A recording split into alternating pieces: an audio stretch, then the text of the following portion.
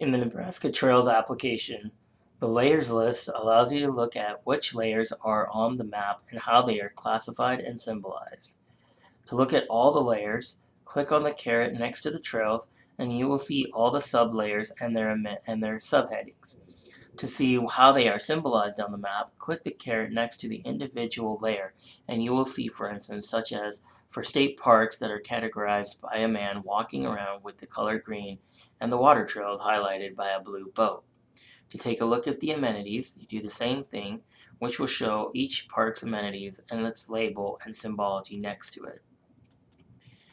To take a layer that is being shown and to turn it off, you simply highlight the check mark and unclick it, which will allow the park layer, such as the park amenities, to be turned off. A layer that is under the sub-italic and is grayed out is scale dependent. As you zoom more in the map, this layer, according to scale, will show up.